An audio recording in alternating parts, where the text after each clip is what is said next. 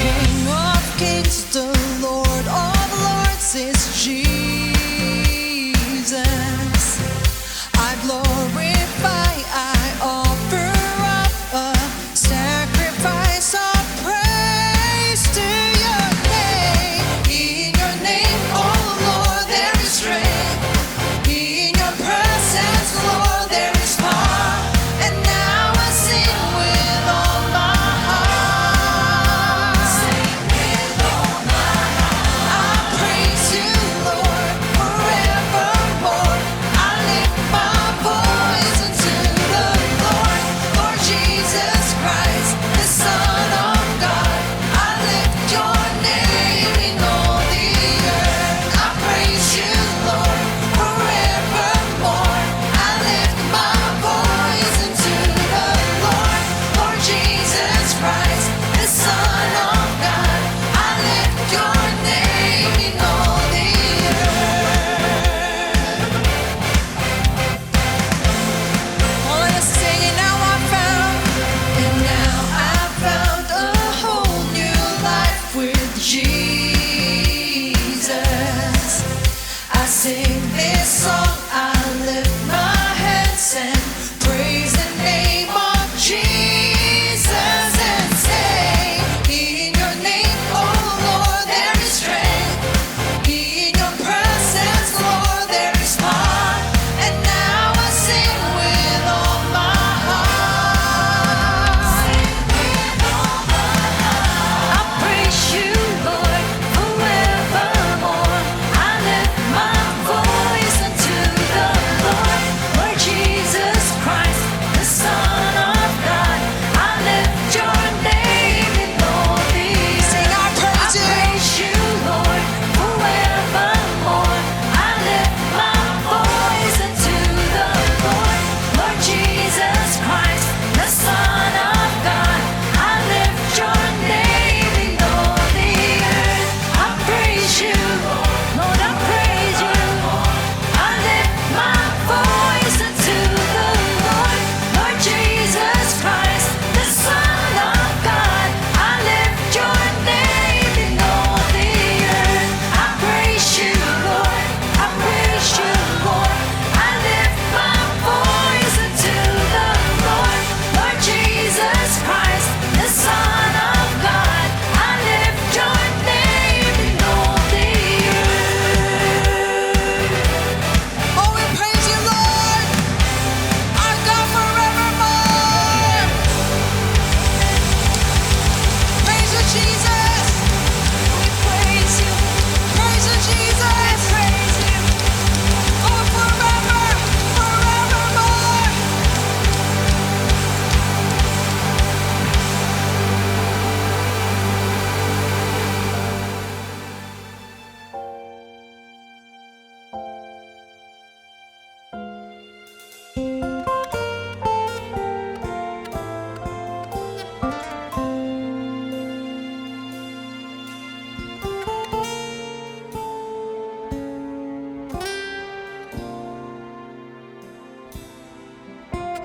He will be like rain falling on a field, like showers watering the earth. In his days the righteous flourishes, prosperity abounds. He will rule from sea to sea. All kings will bow down to him. All nations will serve a Lord and King. He endures as the sun, as long as the moon. His majesty will shine through all the world. Praise be to the Lord, my God of Israel. Had it not been because of you, who'll be on my side? His glorious name eternally. And all of my hope, all of my help, all of my life, because of you.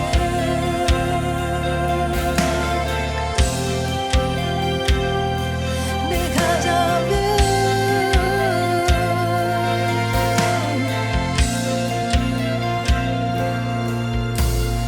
All kings will bow down to Him. All nations will serve the Lord and King. He endures as the sun, as long as the moon. His majesty will shine through all the world. Praise be to the Lord, my God of Israel. Had it not been because of you, who'll be on my side? Praise be to His glorious name eternally. All of my hope, all of my help, all of my life, because of you.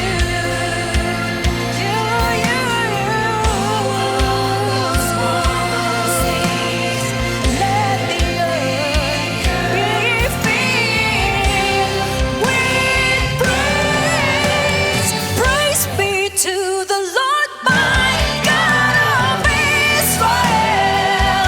Had it not been because of you, who'll be on my side? Praise be to His glorious name eternally. All of my hope, all of my help, all of my life. Praise be to the Lord, my God of Israel. Had it not been because of you, who'll be on my side? Praise be to His glorious name eternally. All of my hope, all of my help, all of my life, because of you.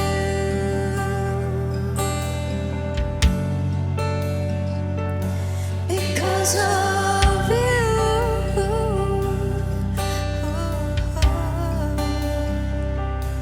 Because of God of Israel. Because of you.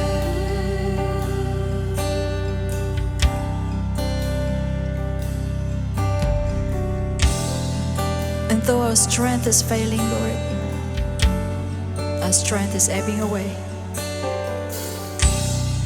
As long as we know that you are here by our side, we can make it, Lord.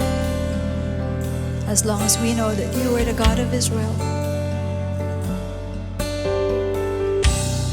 to strengthen us, we can stand, Lord.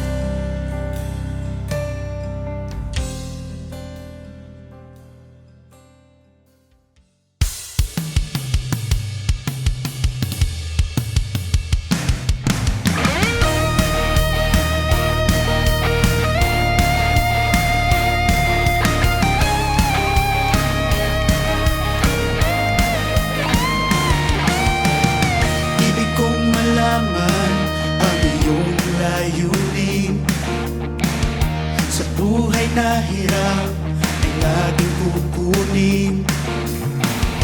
Mga pangarap ko na binubuo, katuparan nito ay nasa iyo.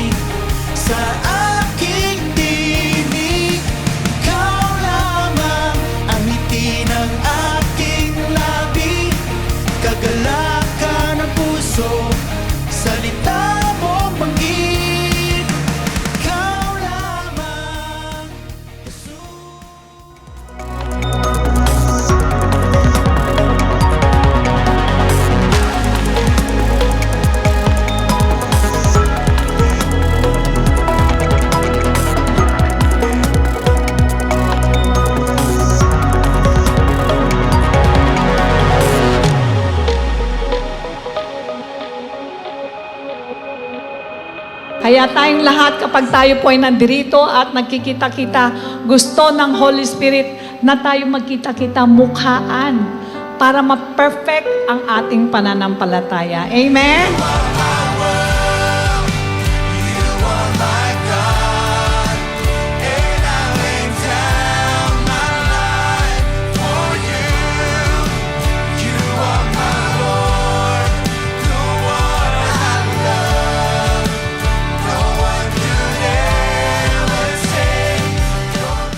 That's why do not be hindered by the urge of the devil, by the urge of the world, by the urge of the flesh, but by the urge of the Holy Spirit. Pag Espiritu Santo nag-udyok sa'yo, hindi ka udyokan lumayo sa gawain. Itutulak ka niyan sa gawain. Pabubukahin ang bibig mo niyan para mag-testify ka, para mag-witnessing ka. Ibubukas ang bibig mo niyan. Bakit tayo gagamit not just the head, the heart, the hands to influence, but the Word of God? Bakit? You use the Word of God to move God and influence God for your favor. You move in the realm of the Spirit. So it manifests in the realm of the physical. Doon ka dapat manalo. Tunay nga na walang ibang mamamagitan sa Diyos, magdadala sa Kanya, dudulog para babaan ng habag ang mga taong namumuhay sa kasalanan. Pagka nawala ang mga Christian, ang mundong ito ay mabubulid na sa pagkawasak. Ang pananampalataya po o ang paniniwala po para maging righteous po ay mayroon kang gagawin na ayon po sa pangako niya. At doon po tayo magiging righteous sa harapan po ng Lord.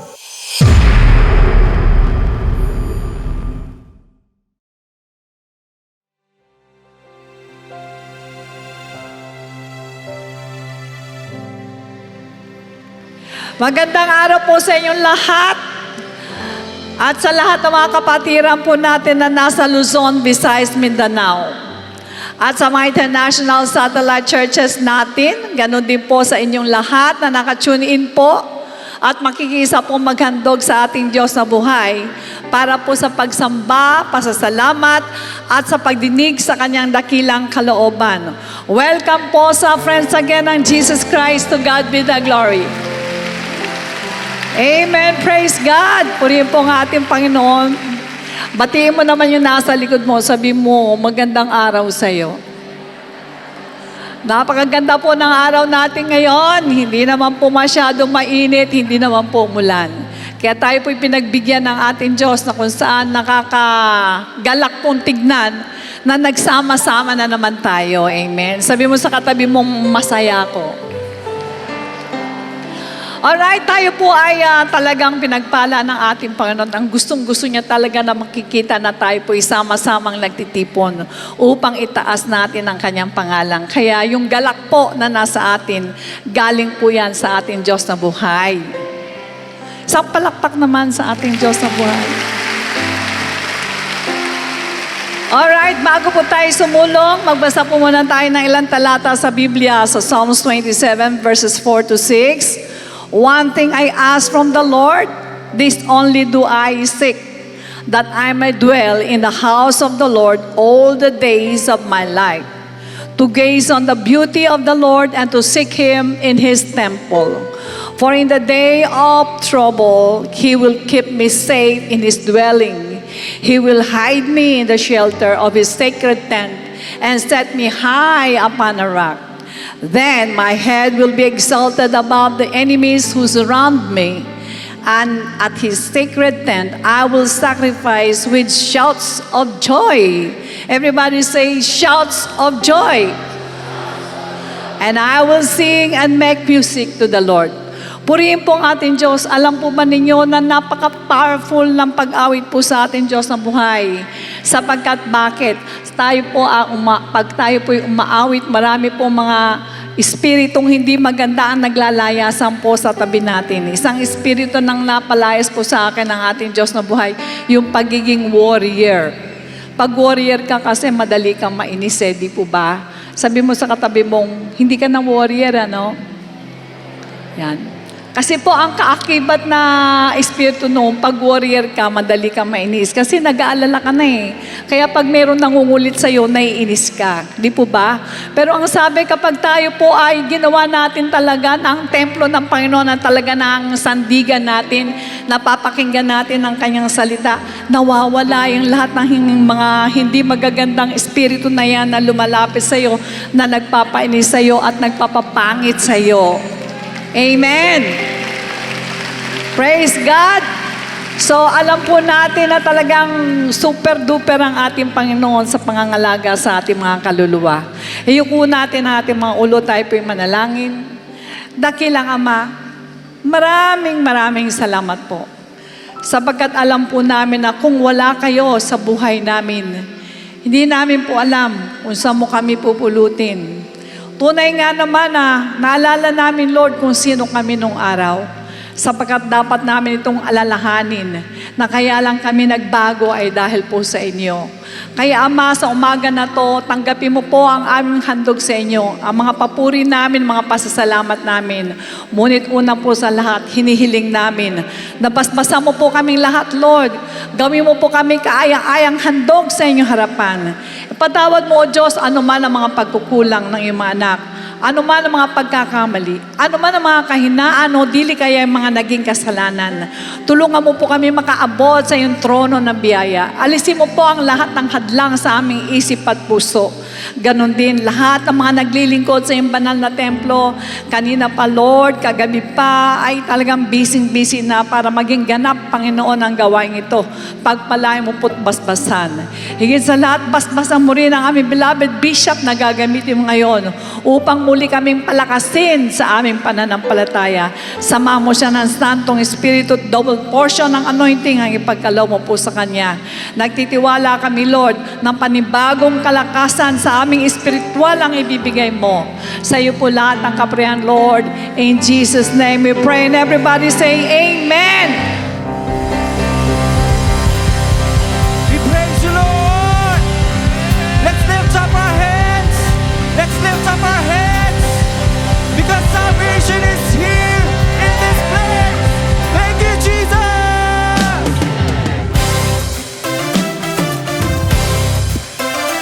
We believe you, Lord Jesus. Say, Jehovah, you I trust.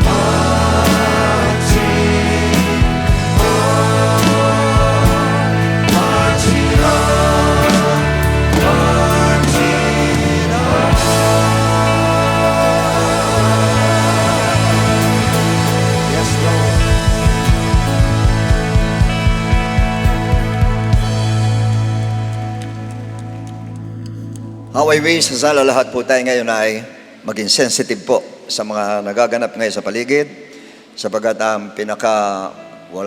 hindi natin alam kung kailan ang pagbabalik ng Lord, pero may mga signs po na sabihin natin mga major signs sa ngayon ang nagaganap. Kaya dapat po lahat ng mga Kristiyano ay maging very sensitive po tayo sa mga nagaganap na ito. Sapagkat naniniwala ako sa imminence ng coming ng Lord na any moment darating ang ating Panginoon. Pero yung isa lang ang gusto ng Lord talaga, be prepared. Yun ang gusto ng ating Panginoon. Maging prepared po tayong lahat. Kaya yung mga napapanood ninyo ngayon sa mga gera na yan po ay may kinalaman po yan sa pagbabalik ng Lord. Kaya dapat po ay aware po tayong lahat. Now in the book of James chapter 4, verse 13 to 14 says, "Come now, you who say, today or tomorrow, we will go to such and such a city, spend a year there, buy and sell and make a profit. Whereas you do not know what will happen tomorrow." You do not know what will happen tomorrow, or hindi mo alam kung ano ang mangyayari bukas. For what is your life? It is even a vapor that appears for a little time and then vanishes away. Instead, you ought to say, if the Lord wills, we shall live and do this or that. And our subject today is entitled, Unpredictable. Yuko natin, na ulo natin, nakilang Ama, salamat sa iyo, Lord. At muli kami humingi na habag sa iyo, Panginoon. Tulungan mo po ng Espiritu mo sa manguno sa amin lahat, O Diyos. At tulungan mo, lakas mo, Panginoon, na ibigay mo sa akin patungo sa lahat ng mga anak mo nandito, Lord, para madama nila, Ikaw mismo, Lord, ang siyang magsasalita ngayon sa umagang ito. Kausapin mo mga anak mo, Lord, at padaluin mo po spirit of conviction, Lord, at buksan mo isipan namin, Panginoon, para makuha namin, malaman namin, maintindihan namin ang lahat na sasabihin mo po sa araw na ito. Alam namin, Panginoon, ang mensaheng ito ay para po sa preparasyon ay magbabalik, Lord, na dapat naman gawin namin, O Diyos, sapagkat nadadama namin, O Lord, ang iyong malapit ng pagbabalik, Ama. Kaya naniniwala kami, Panginoon, na mensaheng ito sa iyo nang galing, O Lord. Kaya tulutan mo, O Lord, na i-anoint mo yung lingkod, O Diyos, patungo sa lahat ng mga anak mo makikinig sa umagang ito. Maraming salamat, Lord, at tulutan mo huwag ako magkaroon ng error, O Diyos, kundi lahat ng katotohanan na masabi ko sa lahat ng mga anak mong nandarito, Ama. Maraming salamat, Lord, and this we ask in Jesus' name. Amen and amen. Okay now, brothers and sisters, it is very evident how human knowledge had greatly increased from the ancient times to the present. Pag sinabi increase of knowledge, isa na po rito ang sa mga military weapons na sa ngayon po ay hindi kaila sa inyo lahat. Itong mga sophisticated missiles na ito po, na dati po ay malapit lang ang naaabot, pero ngayon po, kung di ako nagkakamali, kahit mula China hanggang Amerika ay kaya nang abutin po. Ganun ka-advance ang utak po ng tao. Bukod doon sa kanila mga nuclear weapon na siyang pinangingilagan po ng lahat ng bansa. Dahil alam natin na pag ito ang ginamit po ay tapos na po ang mundo. So ibig sabihin, sa sobrang dunong ng tao po ay napakarami po mga iniimbento nila na sabihin natin na hindi kayang arukin sometimes ng utak ng mga tao. May narinig ako na basa sa news, sa television po, na darating ang time, ito pong cancer ay parang magiging sakit na lang ng ulo at meron na pong gamot. At sinasabi nila na ito po ay malapit na dumating dito sa mundo, sa madaling sabi. Na noon, kinatatakutan ng cancer, darating ang time, para lang sipon daw ito na sa tao at napakadaling gamutin. Dahil sa sobrang dunong ng tao. At doon sa parting yun, mga kapatid, ay hindi lang yun, yung AI na tinuro ko sa inyo noon sa Star Mall ay ngayon po ay gumagana pa sa loob ng church mismo. Dahil merong, hindi ko alam kung churches o mission church, na yun na po ang ginagamit nila. Meron silang 300 members, nakikinig sila doon sa screen, ang nagtuturo yung AI o yung robot ang nagtuturo sa kanila. Kaya time will come, yung sinabi ni Paul, na darating ang araw, ang mga mananampalataya ay kukuha ng tagapagturo ng gusto nilang marinig, ang gusto nilang marinig lang dahil sa gusto nila ay nakakakiliti sa tenga. At mangyayari ang mga kapatid, pag talagang naging palasak na po ang AI na ito, na mga tao hindi na magsisimba, doon lang sa bahay nila, pipindot lang sila, kukuha ng preacher, sila na magsasabi kung ano ipipreach ng preacher, mga kapatid, at pagkatapos po, saka sila makikinig. Darating po sa ganun yan. Kaya doon yung makikita na ang truth ay unti-unti tinatabi ang truth dahil po sa karunungan ng tao, sa sobrang taas ng dunong ng tao. But James told the reality about man that cannot be denied, even by the greatest and the most genius or the most intelligent person in the world. Now in the book of James 4:13 says, "Come now, you who say, today or tomorrow we will go to such and such a city, spend a year there, buy and sell, and make a profit. Whereas you do not know what will happen tomorrow." You do not know what will happen tomorrow. For what is your life? It is even a vapor that appears for a little time and then vanishes away. And that's the truth about man. Man does not know what will happen tomorrow. It speaks about life, kung gaano kaiksi ang buhay po. Pero hindi lang sa buhay ang pinag-uusapan dito po, kundi lahat ng mga bagay na sa buhay natin. Katulad ng bahay mo, hindi mo alam kung ano na bukas yan. Katulad ng mga alahas mo, hindi mo alam kung ano bukas yan. Material things, business mo, hindi mo alam kung ano bukas yan. Hindi natin alam kung ano mangyayari bukas po. Pag sinabing bukas, hindi lamang bukas yan, kundi sa darating na linggo, darating na buwan, darating na taon, hindi natin alam kung ano ang mangyayari. Ganong kalimitado ang tao po. Kahit ganong karunong ang tao, hanggang dun lang ang tao. Pagdating sa future ay hindi niya alam kung ano ang mangyayari. Kaya karamihan sa mga tao ang isip po ay pirming nandun lang sa present tense o dun po sa present time o dun po sa kasalukuyan. Dahil hanggang dyan lang po ang alam natin, yung nangyayari sa ngayon po, kaya nabubuhay sila sa ngayon. As a matter of fact, may mga churches po na talagang sinasabi nila sa amin po, hindi kami natatakot sa future kasi iniisip natin yung ngayon lang, present lang, bahala na yung bukas, na isang malaking pagkakamali na maraming Kristiyano po. Sabagat titiyakin ko sa inyo po, kung mamuhay kayo na sa ngayon lang, huwag niyong isipin mga kapatid, yung darating ay isang malaking pagkakamali sa buhay po natin. Although sinabi ng Lord sa Matthew chapter 6, huwag niyong alalahanin ang bukas. Sinabi mismo ng Lord. Pero hindi sinabi huwag niyong isipin ang bukas. Huwag niyong paghandaan ang bukas. Hindi yun ang sinabi ng Lord. Huwag lang alalahanin. Bakit sinabing huwag alalahanin ang bukas? Dahil alam ng Lord kung ano ang bukas. Alam ng Lord kung ano ang future ng planet Earth. Alam ng Lord kung ano ang future ng mankind. Hindi po maganda. Madilim po ang susuungin ng mundo. Madilim po ang susuungin ng mga tao sa world. Ang future ng world ay napakadilim po. At aminin natin sa panahong huli, hindi lang dilim kundi pagkawasak po ang siyang pinakadulo ng mundong ito. Na hindi alam na maraming tao na nabubuhay lang sa kasalukuyan, hindi iniisip kung ano yung darating sa darating na panahon. Hindi nila iniisip yon. Dahil sa kanilang gusto nila masaya ngayon, may Kristo sila, masaya nasa Lord sila, na hindi iniisip mga kapatid, hindi puro ganon ang buhay ng isang Kristiyano po. Sa katunayan, madadaanan natin mamaya, hapyaw ko lang ng konti sa inyo, kung ano talaga magiging buhay ng Kristiyano po pagdating ng panahon na hindi pa dumarating ang ating Lord. In fact, in Matthew 24, 1-3 says, "Then Jesus went out and departed from the temple, and his disciples came out to show him the buildings of the temple." Pinakita yung mga building.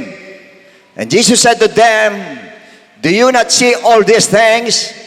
Assuredly, very sure ako, I say to you, not one stone shall be left upon, or here upon another that shall not be thrown down." Walang makikita yung mga building na yan. Wala kayong makikita nakatayo dyan, lahat dyan ay guguho. Pero yan po nangyari na. Kung di ako nagkamali, 70 AD ay nangyari ang pinasok ang Jerusalem, pinabagsak ang temple po, kaya natira yung Wailing Wall ang natira po. Pero yung susunod na tanong ay hindi pa nangyayari. What will be the sign of your coming? and the sign of the end of the world. Yun ang tanong ng dalawang tanong ito po. Ano ang sign ng pagbabalik mo? Ano ang sign ng katapusan ng mundo? So the Lord Jesus Christ gave the signs of His coming in verse 6. Unang sign, ano sinabi niya? And you will hear of wars and rumors of wars. See that you are not troubled, for all these things must come to pass, but the end is not yet. Hindi pa yan ang katapusan. Tinatanong nyo, kailan katapusan ng mundo? Ano ang sign? Hindi ang gera na yan ang sign. Pero sinabi ng Lord ay, umpisa na yan mga kapatid. So specifically, wars po ang sinabi ng Lord. But the question is, when? Kailan yung war na yan? Now, verse 36 says, but of that day and hour, no one knows. No one knows. Kanina sinabi ni James, you do not know what will happen tomorrow. Ngayon naman ang sabi ng Lord, no one knows, not even the angels of heaven, but my Father only.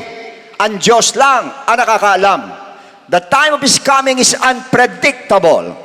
Ang pinag-usapan yung pagbabalik niya ay hindi alam kung kailan. Maring ngayon, maring mamaya, maring tong orsa ito ay dumating ang ating Lord po.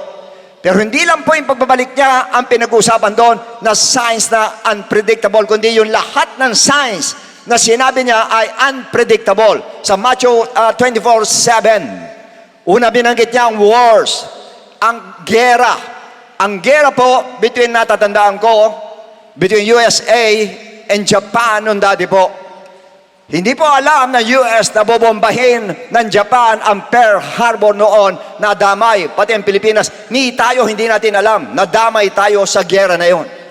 Mabigat ang inabot po natin, pero hindi natin alam na yung pala ay darating dito po sa buhay ng mga Pilipino po na nagwasak ng lahat ng mga buildings natin, pati economy natin ay bumagsak, nasira ang buhay ng mga Pilipino, namatay mga Pilipino, pero alam ba natin? Hindi natin alam na darating pala yun sa buhay natin mga Pilipino. Ang war between Ukraine and Russia, napakatahimik ng Ukraine, napakaganda ng lugar nila. Hindi lang akalain isang araw ay papasukin sila o babanatan sila at sila ipapuputokan ng missiles ng Russia. At ngayon, kailan lang nangyari po? October 7 po, 2023, na hindi malilimutan ng mga Israelites po yan. Kasi ang last na nangyari sa kanilang pinaka-horrible moment na nangyari sa kanila ay nung Holocaust, nung 1940, kung di ako nagkamali, na 6 million Jews ay pinatay po ni Hitler. Nilagay sa gas chamber silang lahat. Napakalupit ng ginawa sa kanila. Alam niyo ang ginawa sa kanila? Ayon po sa history po ay yung mga kababaihan binigyan pa ng bulaklak. Binigyan ng bulaklak, kanya akala ay maayos, makikipagkaibigan sa kanila habang pinapasok sila doon sa gas chamber na tila baga magkakaroon sila ng pagtitipon doon na hindi nila alam, papatayin sila lahat doon sa loob. Ganyan ang demonyo po. Aalayan ka pa ng bulaklak, aalayan ka ng mababangong bagay, aalayan ka ng pera, hindi mo alam kamatayan pala ang susungin mo. Ganun ang ginawa sa mga Hudyo. At nangyari uli ang pangalawa. Noong last October, nangyari uli sa kanila. Pinasok sila ng Hamas. At pagpasok sa kanila ay pinatay yung kanilang mga kababayan po. Pati hindi lang kababayan, pati Pilipino. Alam ko may napatay na 3 Pilipino po. 14 Amerikano. May taga Spain. May taga ibang lugar. At bukod sa lahat, doon sa mga Hudyo na nando doon, sa mga anak ng Diyos na nando doon. Pagbukas ng pinto, pinasok sila, rarata na lang sila, papatayin nyo na sa loob. Yung mga bata daw, ayon sa balita, bata, pugutan ng ulo, mga kapatid. Ganong katindi, ganong kalupit itong mga taong ito. Ang Hamas po, ganong kalupit. Mamaya nyo, malalaman ko na ibig sabihin ng Hamas. Nasa parte ng pinapaalam ng Lord sa atin kung gano'ng katindi ang ginawa ng mga taong ito. Nasabihin natin matindi ang ginawa ni Hitler dahil pinasok sa gas chamber, pero mas matindi ito dahil ang bata putulan mo ng ulo ay napakatindi.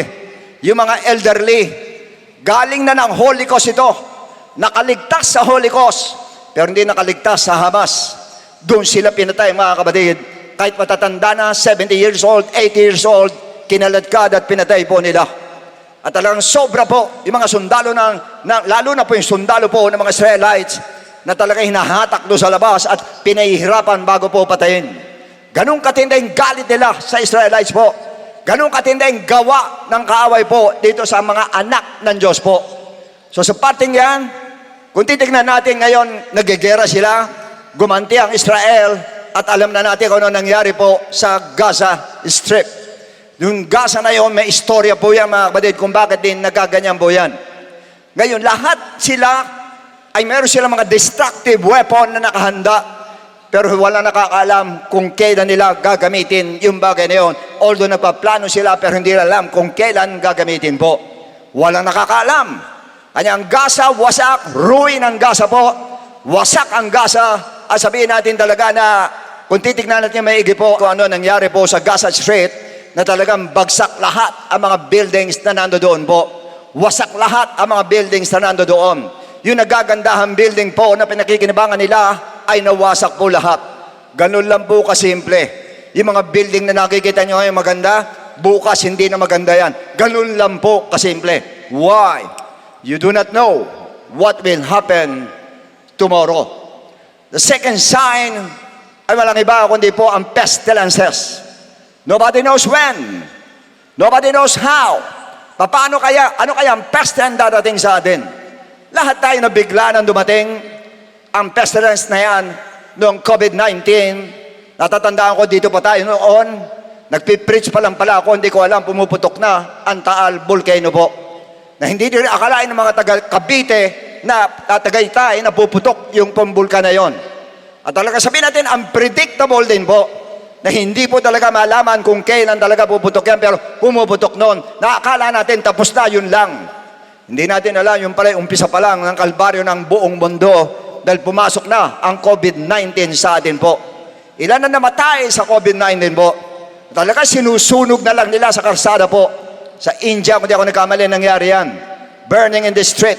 Sinusunog na lang para doon na rin mismo malibing mga kapatid yung mga namatay na yon sa COVID-19 at napakaraming namatay sa COVID-19 po. Although may namatay ng mga Kristiyano, pero walang problema sa Kristiyano kasi kahit patayin mo yan, sa Diyos pa rin ang tuloy niyan. Sa Panginoon pa rin ang tuloy niyan. Ang kawawa, yung mga hindi mananampalataya. Ang famine or economic crisis, ang dulot ang pandemic na yan na until now, nadadama po natin. May mga lugar, mga kapatid, na nagiging ghost town na po dahil sarado na yung mga kumpanya, sarado na po, na dating busy yung mga lugar na yan dahil sa masigla ang negosyo nila, pero ngayon naging ghost town dahil wala na pong bumibili sa kanila. At ang earthquakes, alam natin po, kailan darating ang earthquakes? Ewan ko, hindi natin alam. Maaring ngayon lumindol, hindi natin alam. Maaring mamaya lumindol, hindi natin alam. Why? You do not know what will happen tomorrow. Earthquakes po sa iba't ibang lugar na kung titignan natin po ay talagang unpredictable at hindi mo alam na darating. Naalala ko nung kami ni Pastor Rodi po, yung malakas na lindol na dumating sa ating 8.2, kung di ako nagkamali. Dado kami sa Mission House, sa sala pa noon, nag-uusap kami dalawa tungkol sa discipling mga kapatid. Pagkatapos biglang umalog na lang at talaga halos mahilo kami dalawa ro mga kapatid. Lang ginawa kundi mag-praising na lang sa ating Lord. Napakarami na bumagsak na building noon. Alam ba namin lilindol? Hindi namin alam. Kanya lahat ng bagay na yan, hindi alam. Unpredictable lahat. Kaya sa parte nga pinapaalam sa atin ng Lord. Sa Japan nangyari po yan. Lumindol na malakas. Akala nila tapos na ang lindol. Pagkatapos naman sa Sunday, nagula sila na dumating bigla ang napakalaking tsunami na pumatay ng libu-libong tao. Winasak bahay nila, tinatangay. Alam ba nila? Hindi nila alam na nung araw na yon ay mangyayari sa kanila yon. Why?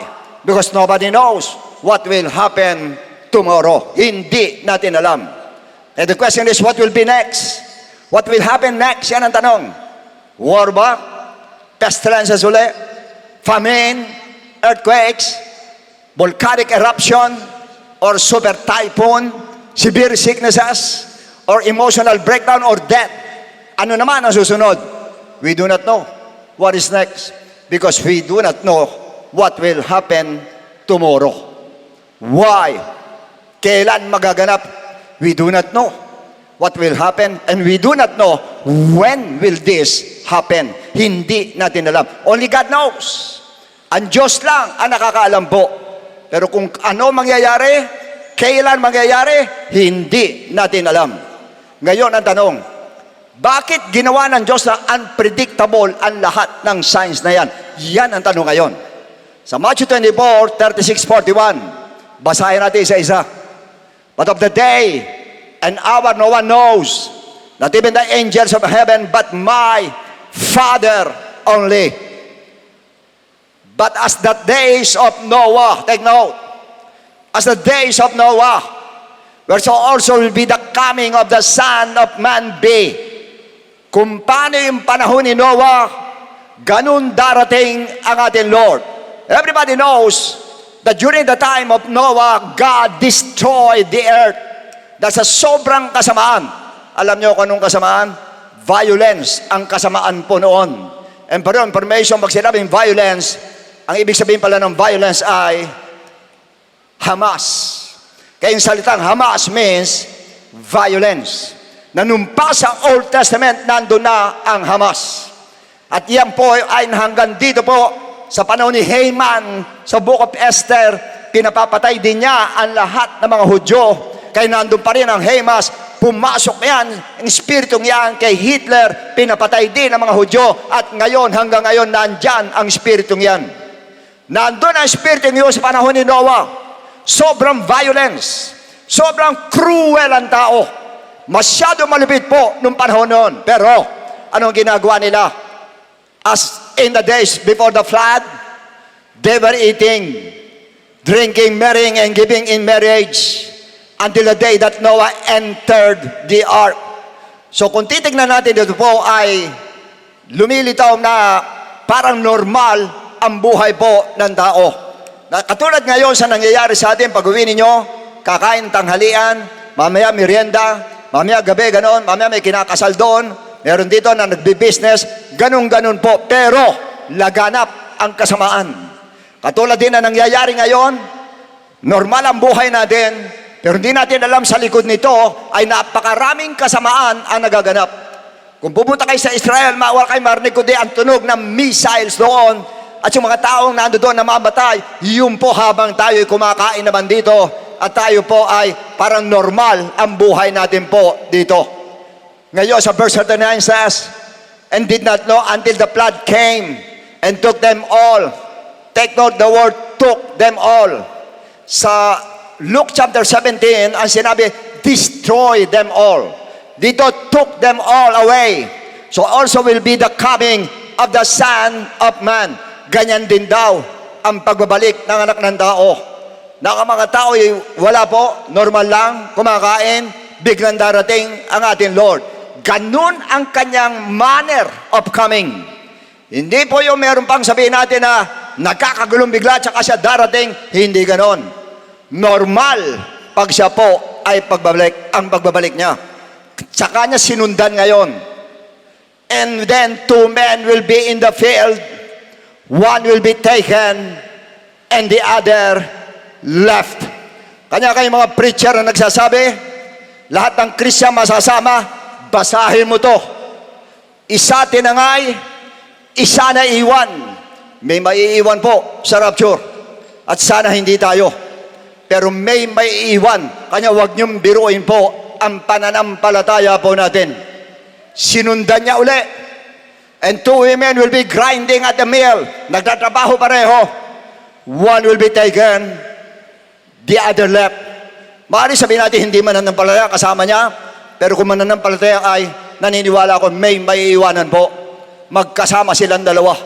So ibig sabihin, lumilitaw po na ang pagbabalik ng ating Lord ay magaganap hindi during war, hindi during pestilences, hindi during earthquake, hindi during sa mga catastrophes na nagaganap, hindi po doon sa ganung panahon siya darating, hindi po. But most likely, when the people are going about daily routine, kung anong ginagawa natin pangkaraniwan, diyan darating ang ating Lord na hindi natin inaasahan. Why? Bakit sa ganun siya darating? Because when there are wars, merong calamities, pestilences, earthquakes, economic crisis, and lots of Christians are showing hypocritical godliness to the world. At alam natin yan, noong pandemic, ang babait ng Christian. Talaga lahat nanonood na online. Umaabot ang 40,000 nanonood sa atin. Lahat nakaabang sa online. Pagkatapos ng pandemic po, ayun po, 10,000 na lang nanonood sa atin, minsan 5,000 na lang. At yung face-to-face natin, nung araw ilan tayo, almost 7,000 tayo dito po. Ngayon po, ilan na lang tayo dito po. Nanlamig bigla, why? Wala nang pandemic. In other words, godly dahil mayroong war. Godly dahil may pestilences. Godly kasi may mga salot na dumarating. Kanya lang godly. Hindi yun ang gusto ng Lord. Hindi natin maloloko ang Lord. That is hypocrisy. Sa atin lahat na nandito, that is hypocrisy. Ilan sa atin dito, huwag kayo magagalit. Natutuwa ako nandito ka. Pero hindi ako natutuwa dahil pag sa Cuneta ka lang pumupunta, pag sa Starbucks hindi ka pumupunta, doon ako hindi natutuwa. Dahil hindi yun ang gusto ng Lord. Pag nanampalataya ka, diretso mo, pananampalataya mo. Hindi pwedeng biruan ngayon. Sinasabi ko to sa inyo dahil gusto ko maligtas kayo lahat. Yun ang heart na nasa akin. Gusto ko maligtas kayo. At imposible tayo maligtas pag ganyan ang ginawa po natin. Sa ibang church, sa kanila ligtas yung ganyan. Pero sa church natin po, imposible po. Sapagkat tatandaan po ninyo, langit ang pupuntahan natin. At talagang sinasabi mismo ng Lord sa Matthew 7, makipot ang landas patungo sa langit, makipot ang daanan patungo sa langit. Kaya hindi po maluwag na pinaluluwag na maraming preacher.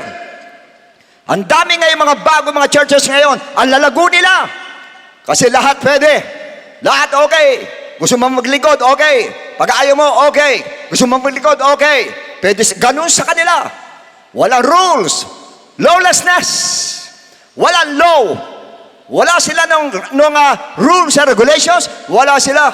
Basta gusto natin, okay. Ganyan ka kasi malaya na tayo. Yun ang katuwiran nila. Pag ganyan ang church, layasan nyo.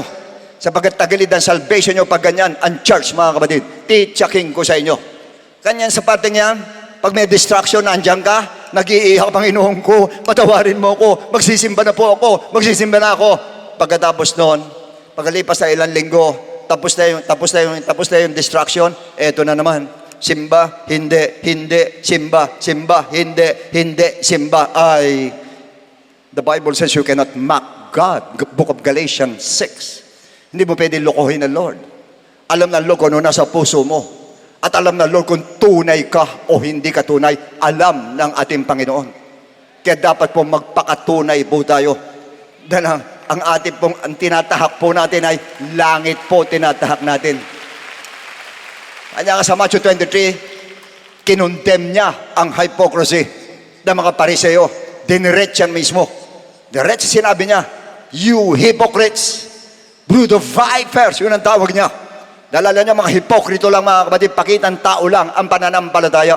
Hindi po pwedeng pakitang tao ang pananampalataya. Pakitang Diyos ang pananampalataya, hindi pakitang tao po. At yun ang dapat natin gawin. And honestly speaking, dyan sa war na yan, para sa akin po, pumoporma na ang Antikristo po dyan sa kanyang gagawin yan. At lalo na po pag ang war involved ang Israel, alam na natin, ang timetable natin ang Israel. Pagka yan po ginagalaw na yan, ginigera yan, yan po maging aware na kayong lahat. And we all know ang pinag-aawayan dyan ay territory ang pinag-aawayan. Bigay ng Lord sa mga Israelites during the time of Abraham, the time of Moses, about the promised land. Now, which is the time of Joshua. Karamihan dyan ay kinubkob ni Joshua po. Magmula ro sa Jericho, tapos kinubkob po nila yung lahat ng mga lugar na yan. Karamihan sa mga lugar na yan ay sinakop nila at may nag-okupa po kasama ang Gaza Strip. So yung Gaza Strip binigay ng Lord sa mga Israelites. Pero ang ginawa nila, binigay nila sa mga Palestinians. Kaya nangyari po, maaari kanya may ganyan, baka nagalit ang Lord. Sabi nga ng ibang preacher, nagalit ang Lord dahil sa kanila yan, binigay nila sa iba. Gaza Strip, pati po yung isa, yung West Bank, ganun din, binigay din nila na dapat sa kanila yun dahil ang Diyos ang nabigay sa kanila. Ngayon nagagalit ang mga Palestinian kasi maaaring sila dati ang nando doon, pero sinakop po na Israelita talaga. Kanya ngayon hindi mo alam sino ang tama. Sino ang tama? Israelites o sila may-ari talaga na dating nando doon? Sino ang tama? Wala pong tama kundi ang Diyos. Dahil ang Diyos ang may-ari ng lahat ng bagay sa mundo. Ang Diyos ang may-ari, pati mga tao, ang Diyos ang may-ari, ang Diyos ang may gawa. Kung tama at mali ang pag-uusapan po, tama ang Israelites. Dahil binigay sa kanila ng Diyos. Pag ang Diyos ang nagbigay sa iyo, wala nang pakialam kung saan ang galingan, sa Diyos yan. Sapagkat wala tayong atin. Ano sa atin? O yung bahay kong tinitiran, yung lupa ko sa akin yan. Sino man sabi sa'yo? Ba't pag namatay ka, hindi na sa'yo? Ililipat mo sa iba. Ba't pag namatay yun, hindi na kanya? Lilipat mo sa anak mo isa. Ba't pag namatay yun, hindi na rin kanya?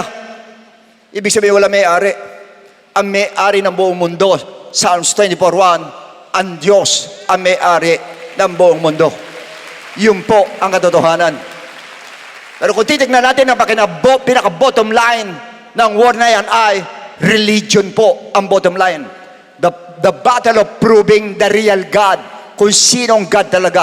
Ang God of Israel o God ng mga Palestinians. Yan ang tanong ngayon. Gusto nilang ubusin ng mga Israelites para makuha nila yung iniisip nila, lupa nila, lalo na ang Jerusalem. Ang Jerusalem, ayon sa mga history, ay sila po, sinakop lang po ng Israel. Pero sa kanila, yan ang sabi nila. Pero sa parte ng katulad na sabi ko sa inyo kanina, pag ang Diyos ang nabigay, sa Diyos yan. Kung kanina yung nabigay, sa Kanya yun. Why? Yan ang tanong. Bakit Jerusalem? 2 Thessalonians 2:3-4. Malapit na po maganap ito. Let no one deceive you by any means. For that day will not come unless the falling away comes first. And the man of sin is revealed. The Antichrist is revealed, the son of perdition, who opposes and exalts himself above all that is called God or that's worship.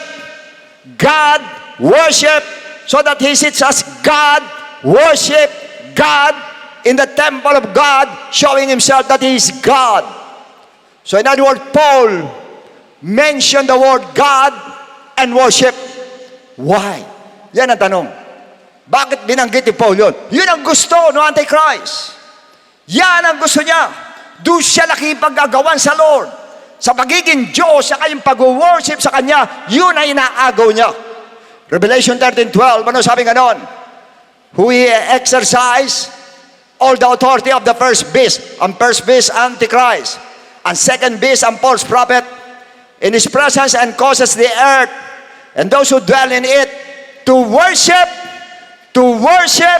the Antichrist, whose deadly wound was healed. So in other words, sa part yung pinakikita sa atin po, na pag lumitaw ang Antichrist, yan po ang gagawin yan. Lahat ng tao mag-worship sa Kanya, yan ang gusto niya, yan ang kinasasabikan niya, na siya po ay sambahin. Kaya hindi nyo lang alam, kung minsan po sa iba't ibang paraan, nagagawa po niya. Minsan po hindi natin alam, nagugulat kami, nasabi nga ng isa natin sister na sa loob ng kwarto niya, nagulat siya, dahil parang pirmi may nagpaparamdam, parang pirmi may multo sa loob ng kwarto. Kamukat-mukha niya, nakita niya yung kanyang frame, pinagmasdan niya maigi, yung frame niya, upuan lang, pero nung pinagmasdan niya, may kumukorte, mga kapatid, may nakaupo doon sa trono. Yung, what do you call that? Subliminal. Yung subliminal, na ibig sabihin, hindi mo kita, pero pag pinagmasdan mo, makikita mo na kung ano nando sa picture. Kaya mag-ingat kayo sa mga picture, sa mga picture na frame na binibili ninyo. Minsan abstract yan, abstract tingnan, pero hindi mo alam may nakapaloob po doon. Naalala ko yan sa Dubai, mga kapatid. Sa tinutuluyan po namin doon, meron po doon frame sa loob mismo ng CR. Talagang pag nando sa CR, nagre-rebuke ako, mga kapatid. You know why? Yung mismong frame nakaharap doon mismo sa bowl, kaya makikita mo, nasa harapan mong ganyan. Magugulat ka, nag-iiba-iba yung anyo, mga kapatid. Puro kalaswaan, mga kapatid, yung makikita nyo. Doon sa picture na yon. Kaya pag nandun ako, nagre-rebuke ako talaga, mga kapatid, dahil alam ko, meron doon sa loob nun. Kaya ingat, sa iba't ibang paraan, gagawin ni Satanas yan. Para lang masamba mo siya na hindi mo alam na siya na ang sinasamba mo. Kanya dyan ang tandaan ninyo, mag-ingat po tayo. Mag-ingat tayo. Maging sensitive tayo pagdating sa spiritual po. Maging sensitive.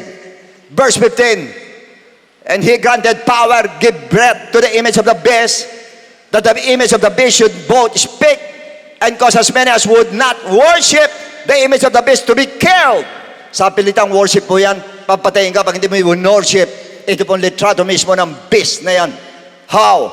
Verse 16 and 18. He causes all both and small, great and rich, and poor, free and slave to receive a mark on their right hand or on their foreheads. Ito po, marami mga preacher sinasabi, baka ika parang gagawin niya dito, hindi mo kita, o maaaring tato, maaaring... Alam niyo, simple lang yan, literal po yan. Pag sinabi nga ng mark po yan. Right hand or the forehead. Sa right hand or sa forehead. Literal. And that no one may buy or sell except one who has the mark or the name or the beast or the number of the beast. Ayan na po. Mark, name, number. Wala na pang lulusutan. Yan lang po yan. Literal. May mark or, may name or, may number of the beast para makabili ka. Otherwise, hindi ka makabibili. Here's wisdom. Let him who has understanding calculate the number of the beast, for it is the number of man, and the number is 666. Malapit na po yan. Sa bagay na ito, mga kapatid, maaring manalo itong bad side sa nangyayaring ito po sa Israel para lumutang na itong Antichrist, or maaring magkaroon ng kapayapaan, magkakaroon ng man of peace, at papayapain niya ang lahat, at yung isang ito ang siyang lilitaw naman na alam natin kung ano. Or, ang mangyayari, magkakagera.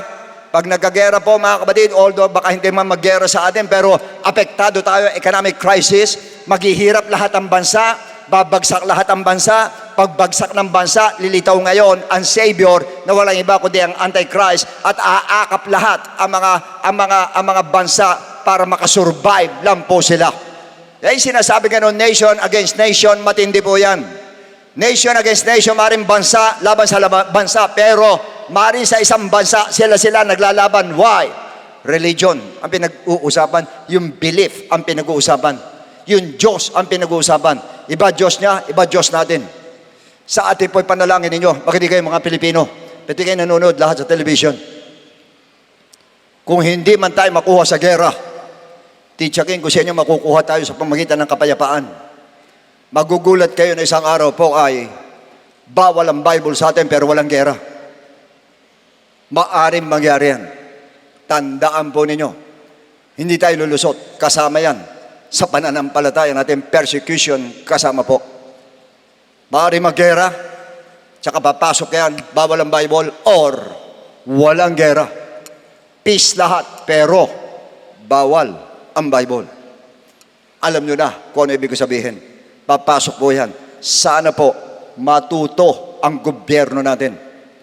Pag ang gobyerno natin hindi natuto, pag ang gobyerno natin naging corrupt, ang gobyerno talaga natin, na sobrang corrupt to the extent na halos ibenta ang bansa natin, pag yan ang nangyari po, kawawa tayo mga Kristiyano. Dahil dyan papasok po yung bawal na Bible po. Papasok po yan. Kaya pinapaalam sa atin ng Lord yan na pag-pray natin ang bansa natin na huwag makurap ang bansa natin. Ipaglaban natin yung bansa natin. At yun ang dapat po, ang bansa bigay ng Diyos yan. Binigay ng Lord sa atin, kaya hindi natin dapat ipasakop sa iba. Kung tutusin mo, hindi po dapat. Kaya dapat po manindigan sana ang ating gobyerno po.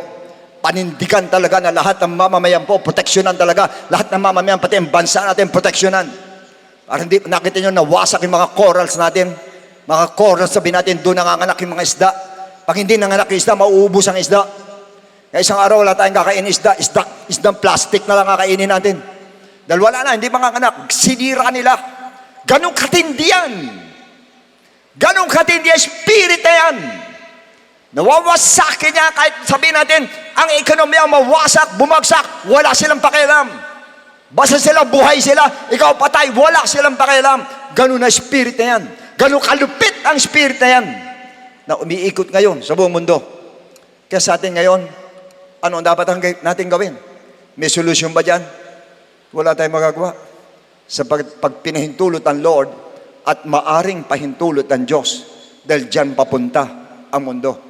hindi makapaghahari ang Antichrist pag hindi niya nasakop ang bawat bansa. Kanya kailangan masakop niya para makapaghari siya.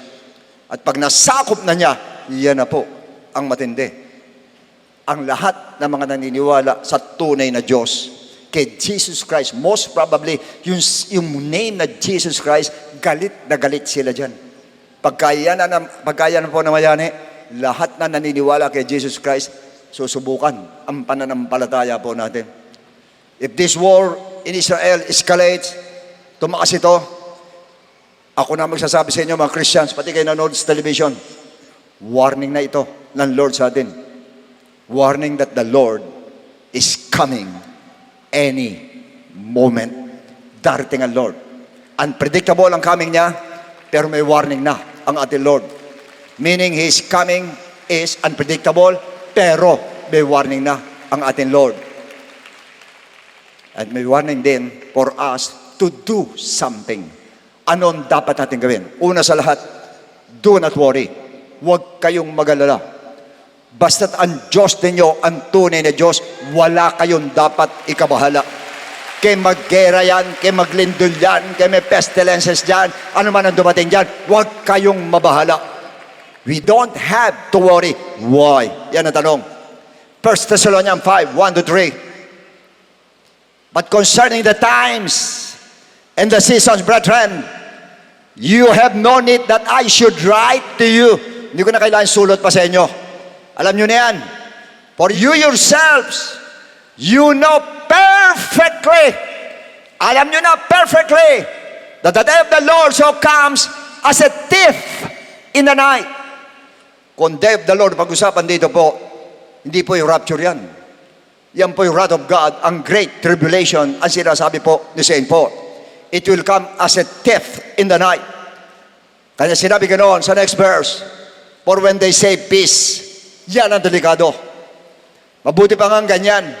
May gera-gera ganyan sa ibang lugar, mas okay. Hindi ko sinasabi okay may gera, pero mas okay ang kumpara mo rito.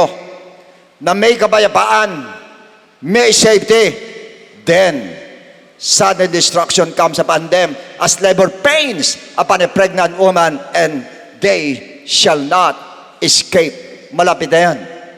Bigla po yan. Ako naniniwala right after the rapture day, yan na po ang susunod. Sa verse 5 and 6, pinasasabi ng Lord, you are all sons of the light. Anak kayo ng liwanag and sons of the day. Sa liwanag po tayo. We are not of the night nor of darkness.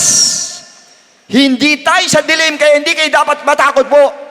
Dahil tayo anak daw sa liwanag ng ating Diyos na buhay, sa marvelous light ng ating Lord. Kaya wala ka dapat ikabahala. Ngayon, since na kayo'y anak sa liwanag, therefore, let us not sleep.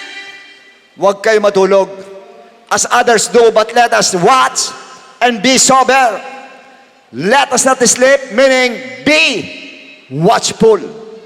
Maging mapagbantay kayo. Sa paanong paraan? Luke 21, take heed to yourself, lest your hearts be weighed down with carousing drunkenness and cares of this world, life, and that they come on you unexpectedly. Dalawa yan. Carousing drunkenness and cares of this life. Baka tayo malibang. Malibang ka dahil pinagpapala ka. Malibang ka dahil sa dami ng problema mo. It's either of the two. Alis na dalawa. Nakalilibang po yan. Kaya tayo pinag-iingat po. For it will come as a snare, patibong, on all those who dwell on the face of the whole world. Diyan madadalay marami po. Busy sila, wala sa isip nila. Nadarating na ang Lord at biglang darating ang ating Lord. That's why, sabi nga noon, watch therefore and pray always that you may be counted worthy to escape all this, plural, these things that will come to pass. Bago binanggit yan, binanggit ulit yan yung gera, pestilences, lindol, lahat binanggit. Ano sabi niya gano'n? Magbantay daw tayo para maging karapat dapat tayong maka-escape po dito sa world na ito. Yun na lang ang taming paraan. Maka-escape po tayo. Pero mismo dito sa world, wala na pong paraan. Hindi ko kayo dinidiscourage, pero yan ang totoo. Yan ang sinasabi ng Bible. Wala na po. Kaya kailangan natin maka-escape na lang po tayo dito sa world. Sabi, watch Paul, 2 Peter 4:7. But the end of all things is at hand. Therefore, malapit na matapos ang lahat. Therefore, be serious.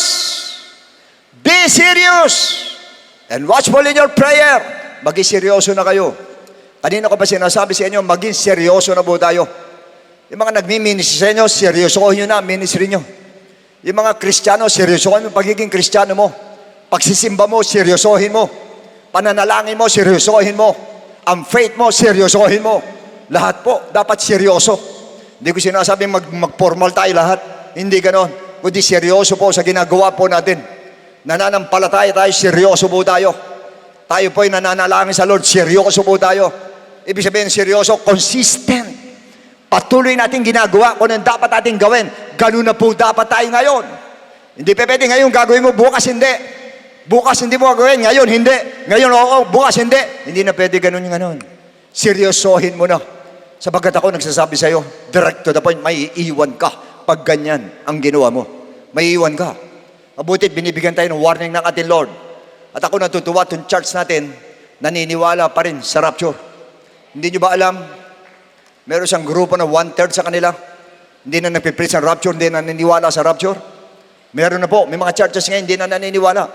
Kaya sila sa present, sila nabubuhay.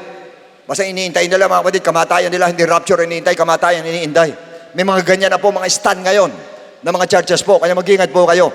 Napakarami hindi na naniniwala sa rapture. Nag-i-scoffers. Nag-i-scoffers in the sense na nainip na sa pagbabalik ng ating Panginoon. Kaya yung po gusto ko linawin sa inyo lahat. Mag-ingat po tayo. Maging seryoso tayo. At bukod sa lahat, Matthew 24, 42, 46. Watch therefore, for you do not know what hour your Lord is coming. Watch. Next.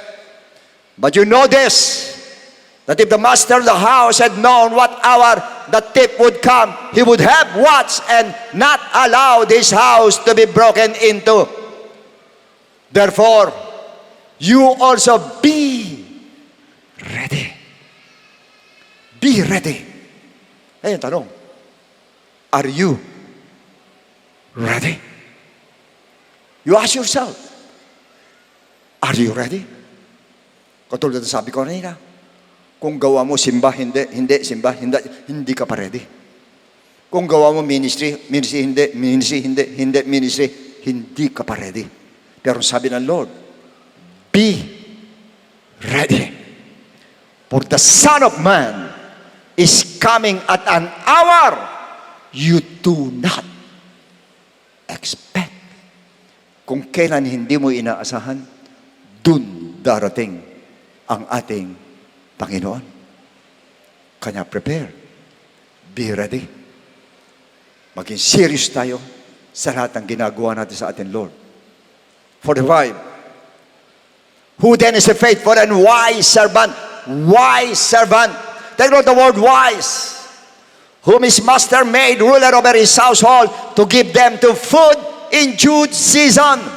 Food in due season. Next verse. Blessed is that servant whom his master, when he comes, will find so doing. Abutan ka, gumagawa ka sa ating Panginoon.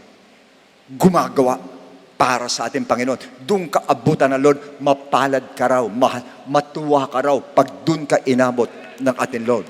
Matuwa ka.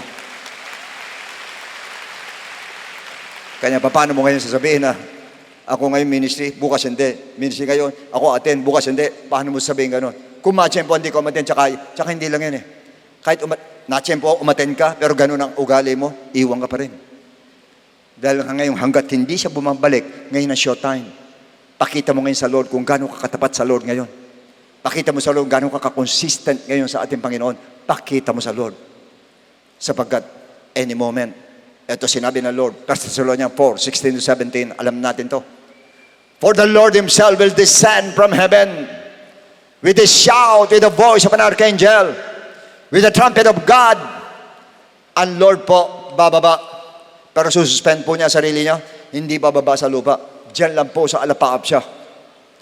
And with the shout, with the voice of an archangel, and with the trump of God, and the dead in Christ will rise first. Lahat na namatay ang sa inyo, mabubuhay muna. Yung namatay niyong mahal sa buhay, bago tayo, sila muna ang bubuhayin. Yung kanilang body, isasama uli yung soul and spirit nila.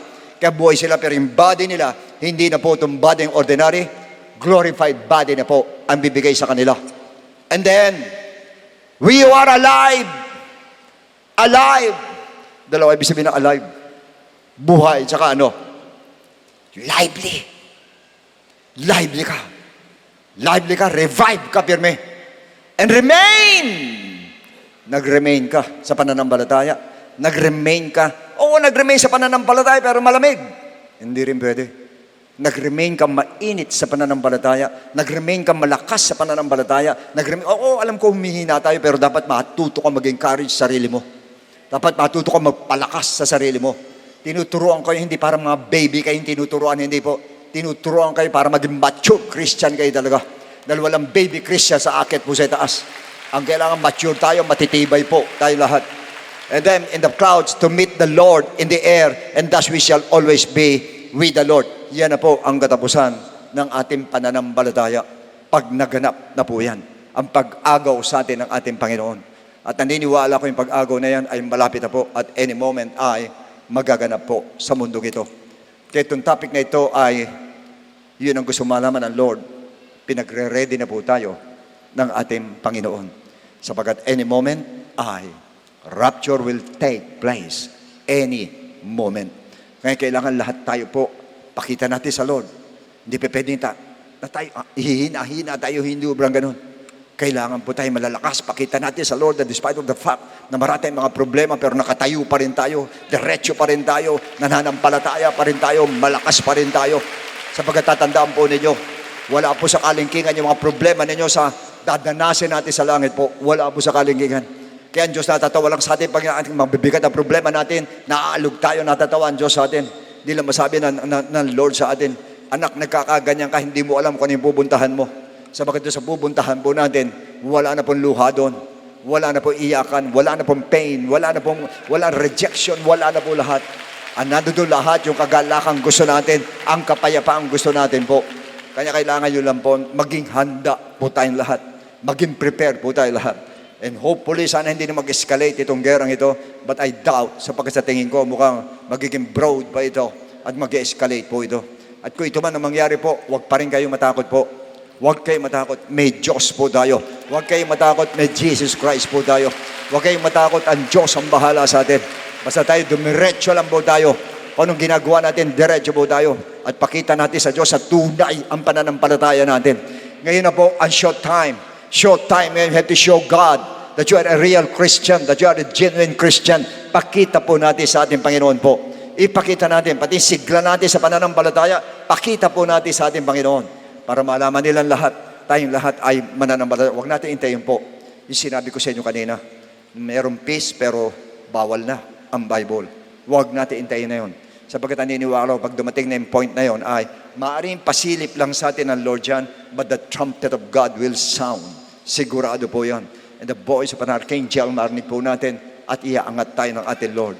Kasi hindi po tayo pinanganak para po dumanas ng puot ng Diyos. Hindi po. Tinawag tayo ng Lord para maligtas. Tinawag tayo ng Lord para makasama natin siya. Tinawag tayo ng Lord para magkaroon ng buhay na walang hanggan. Tinawag tayo ng Lord para magkaroon ng tunay na kapayapaan. Tinawag tayo ng Lord para makasama natin siya habang buhay. Kanya tayo tinawag ng ating Panginoon po. Ang kailangan lang, be ready po. Kung mapupunan nyo sa chapter 24, ang susunod doon, chapter 25. Ang unang-unang parable sa chapter 25 is the parable of the foolish and the wise virgins. Ang wise virgins may baong oil.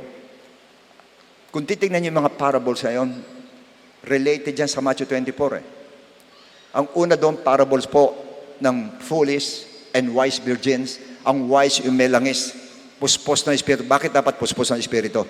For information po, ang sabi ng book of Romans chapter 8, kung sino yung nag-angat kay Jesus Christ, yung Espiritu na yun din daw bumuhay sa atin, yan din ang mag-aangat sa atin. Ang Holy Spirit ang mag-aangat po sa atin.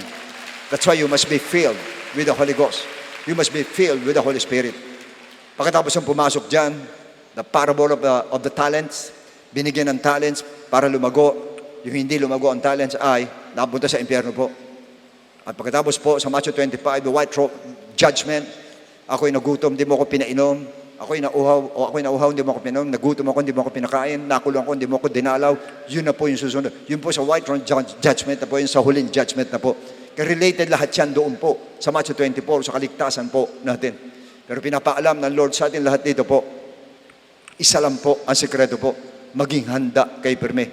Para maging handa pirme, nasa mind mo pirme. Ngayon, maaaring dumating ang Lord. Bukas hindi dumating. Ngayon, maaaring dumating. Bukas hindi dumating. Ngayon, maaaring dumating. Bukas hindi dumating. Ngayon, maaaring dumating. Naniniwala ba kayo? 38 years na ako naglilingkod sa Lord. Hanggang ngayon, yun nasa utak ko. Any moment, darating ang Lord. Any moment, darating ang Lord. Mula noong 1985 hanggang ngayon, yun na iniisip ko. Darating ang Lord, darating ang Lord, darating ang Lord. Hindi ko inaalis sa isipan ko yun. Kanya hanggang ngayon, pinipreach ko eh. Kasi hindi nawawala sa isipan ko yun. Nakatali ako doon at talagang alam ko, darating siya. At gusto ko pagdating niya, makasama tayo. Isang bonus na lang bibigay ko sa inyo. May sinabi doon, I'm sorry, kasi hindi ko tinuloy yung verse. Meron doon sinabi na pag nakita niyo yung fig tree na namumunga na, then, andyan na siya. At yung generation na ito ay meron ditong hindi mamamatay at makikita yung pagbabalik ko. Yung pong pamumunga ng igos po doon, ang puno ng fig tree. Ang fig tree po ay Israel. Yung pong pamumunga doon ay naganap nung sila'y maging ganap na bansa noong 1948. Kaya magmula doon sa 1948 na yon, hanggang itong generation na ito, yung daw generation na yan ang makakakita ng kanyang pagbabalik. Kanya kahit sabi mo ngayon, buhay ka, kahit 80 ka na, pwede mo makita ang pagbabalik ng ating Panginoon po. Pwede natin makita. Ibig sabihin nun, itong generation na mula doon hanggang dito, yun ang dadanas po ng Rapture Day. Yun ang dadanas po. Kaya iba sa atin dito, sabi mo matanda na ako, hindi, may pag-asa ka pa rin.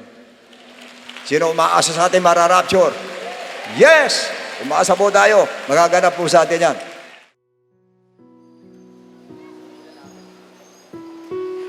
Praise the Lord! Salamat po sa ating Panginoon sa napakagandang mensahe. Talagang antindi ng reminder ng Lord sa ating mga kapatid. Patuloy tayong pinapaalalahanan ng ating Panginoon to be watchful and be ready. Siyempre mga kapatid, dahil hindi po natin alam what will happen tomorrow. At higit sa lahat, hindi po natin talaga alam kung kailan talaga ang pagbabalik ng ating Panginoon. So it is really unpredictable. However, sa pagkakataon pong ito, inaanyayahan ko po yung lahat po ng ating bisita. Unang-una po sa lahat, maraming salamat dahil pinaunlakan niyo po yung naganyaya po sa inyo dito na maka-attend. Hoping na kayo po na-bless at nakakain at naniniwala po ko na kaya po kayo dinala ng Diyos dito dahil may plano po ang Diyos sa inyo. So however, kanina po na napakinggan po natin ng isa po sa napakagandang mensahe o napaka-importante mensahe po sa ating mga buhay na naniniwala po ko, one way for us to be ready is to make sure lahat po tayo na nandito sa mga bisita, ganyan po sa lahat ng mga first-time viewers po natin, one way to be ready is to make sure that you have Jesus in your life. Yan po ang pinaka-importante po sa lahat para makasiguro po tayo. Kaya alam po ang tanong, how can you have Him in your life? So please listen to me again sa lahat ng mga bisita po na nandito, ganyan sa mga first-time viewers po natin. Unang-una, we need to accept Him as your Lord and personal Savior and by believing in His gospel for you to be saved. Now, pag sinabi po nating salvation in Ephesians chapter 2 verse 8, ang sabi po dito, for by grace you have been saved through faith. So malinaw sinabi ng talata, we are saved by grace through faith. Kaya alam po ang tanong, saan po tayo mananampalataya at maniniwala? It is found in 1 Corinthians chapter 15 verse 1 to 4. Unang-una, it is about the death of Christ, the burial of Jesus Christ, at sa resurrection of Jesus Christ. So it means we need to believe in the gospel of Jesus Christ. Yan po yung dapat nating paniwalaan. Yung death, burial, and resurrection. Kailangan maniwala po tayo dyan. Kaya alam po ang tanong, is believing enough? Alam ko, naniniwala po ako, lahat tayo naniniwala dyan eh. Kaya lang sapat na po ba na maniwala lang po tayo sa gospel? Ang sabi po sa 1 Peter chapter 4 verse 17 sa bandang baba po ng talata, what will be the end of those who do not obey the gospel of God? So ano daw ang katatapusan doon sa hindi sumunod sa gospel ng ating Panginoon? Sa madali sabi, the gospel of Christ must be obeyed. Hindi po tayo manatapos sa paniniwala at pananampalataya lang. But rather, pag tayo naniwala at nanampalataya, kailangan sundin po natin to, lakipan po natin ang pagsunod. Kaya alam po ang tanong, how will you obey? It is found in the book of Acts chapter 2 verse 38. Unang-una, we need to repent. Tayo po'y magsisisi po ng ating po mga kasalanan.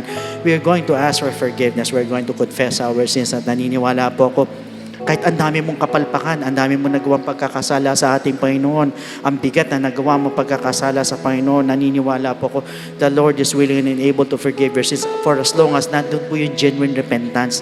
Dahil ang Diyos po sa puso po nakatingin, hindi po sa kasalanan natin, kundi sa puso mo, na nandun nakita niya na buong puso at taos puso ka nagsisisi, patatawarin at patatawarin ka ng ating Diyos ng buhay.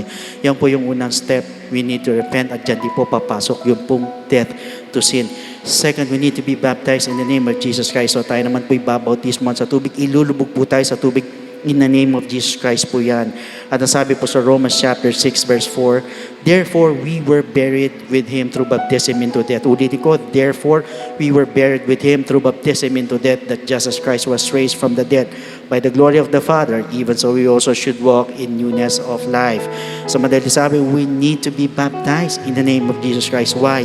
Dahil para bagang inililibing naman po natin ang ating pong mga kasalanan, kasabay naman po ng paglilibing kay Kristo. So yan po yung pangalawang step. We need to be baptized in the name of Jesus. Now the third step is we need to receive the gift of the Holy Spirit. Yan naman po, papasok ang ating transformation, yung ating pong regeneration. So madali sabi, tayo mababago na po. Nabanggit po sa Romans chapter 8 verse 11, ganyan sa Titus chapter 3 verse 5. In fact, once we receive the gift of the Holy Spirit, we're also receiving power. Aminin nyo man hindi sa lahat ng mga bisita po na nandirito, ganyan sa lahat ng mga first-time viewers, lahat tayo may kahinaan.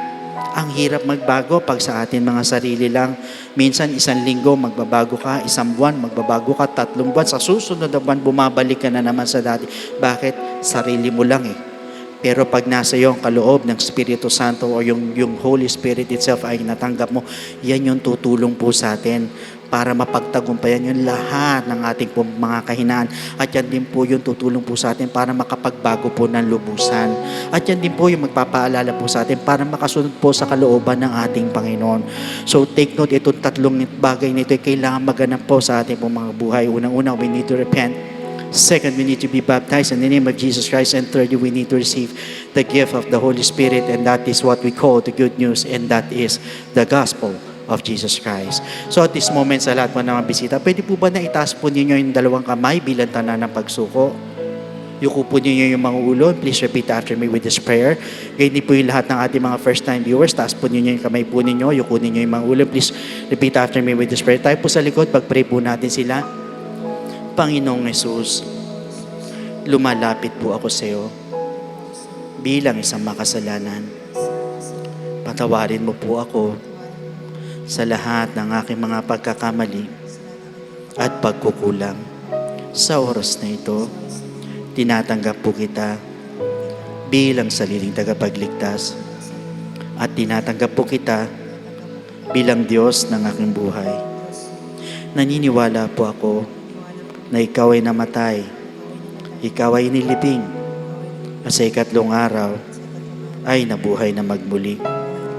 Tulungan mo po ako makapagsimula ng bagong buhay at idagdag mo po ako sa iyong kaharian. Maraming salamat po sa pangalan ni Jesus. Amen. So praise God, yan po yung first step. Para sa pangalawang step po, nandiyan po yung ating po mga telephone numbers. Pwede po kayo tumawag dyan or mag-leave po ng message po sa ating pong FB page para po makapagpaschedule po tayo ng water baptism. So brothers and sisters, meanwhile, here's our beloved Pastor Norma for the additional message and benediction. So God bless every one of you, and to God be all the glory. Amen. Praise God. Maraming salamat po sa ating Diyos sa patuloy po na pagpapahayag ng Gospel of Salvation. Alright po, tayo po ay dadako po sa pagbibigay. Proverbs chapter 3 verses 9 to 10. Honor the Lord with your wealth, with the first fruits of your crops, then your barns will be filled to overflowing and your vats will brim over with new wine. Alam po ninyo, kapag ito pong salita ng Diyos ay papahayag mo sa mga non-believers, mag-iismid lang po sila at iisipin nila na kung ano-ano ang sinasabi mo. Pero para sa ating mga mananampalataya, naniniwala po tayo na ang salita ng Diyos hindi magkakabula. Kaya kapag tayo po ay nagbibigay sa Panginoon, it is honoring our Lord sa ating po mga tinanggap sa ating mga buhay. Kaya ngayon po, pagkakataon na upang maipakita na naman natin sa Panginoon ang ating marubdob na pagmamahal sa Kanya sa pamamagitan po ng ating pagbibigay. For complete details of our online giving, please refer to the ways and means to give dyan po sa ating ABP. Maraming salamat din po sa mga kapatiran walang sawang sumusuporta sa ating mga gawain.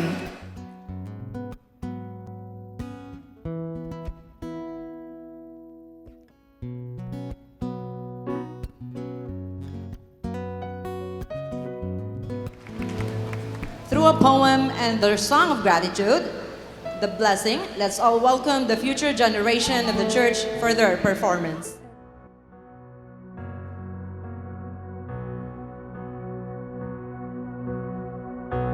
Lord bless you and keep you.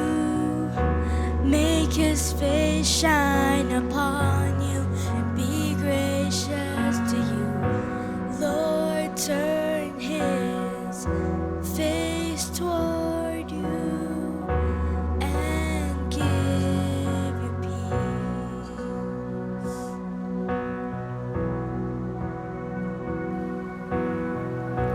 Lord bless you and keep you.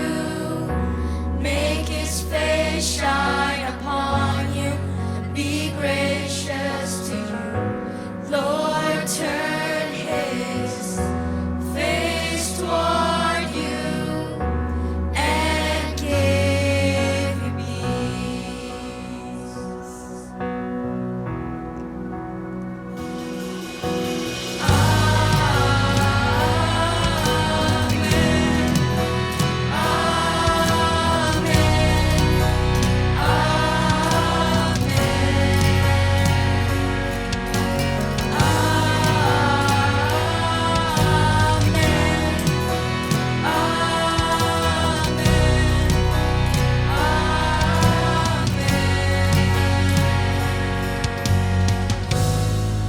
Upon you and 1,000 generations, and your family, and your children, and their children, and their children.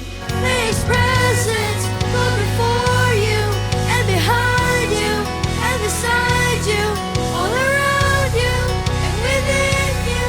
He is with you, He is with you, in the morning, in the evening, in your coming, and your going, in your weeping, and rejoicing. He is for you, He is for you.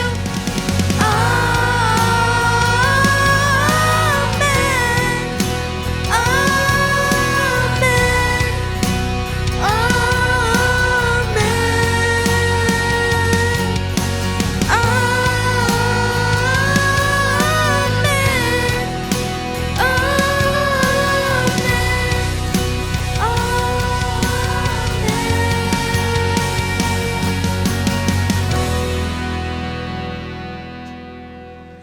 For your children and their children and their children's children, from generation to generation.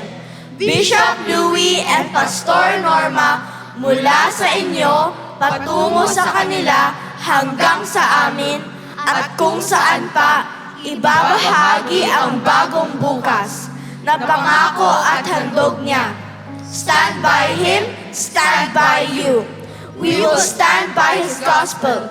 We will stand by His promise. Deuteronomy 28:1-13. If you fully obey the Lord your God, you will be blessed when you come in and when you go out. The Lord will command the blessing in all that you put your hand to. The Lord will pour His good treasures to bless all the work of your hand. The Lord will make you the head and not tail, always at the top, never at the bottom. May God's favor and blessing be upon you, Bishop Louie and Pastor Norma, and you, and be upon us all. In Jesus' name, amen.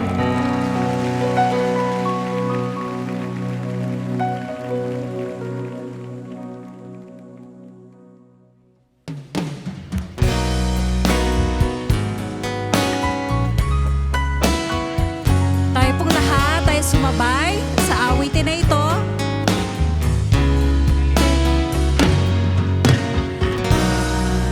Panalangin ko sa habang buhay.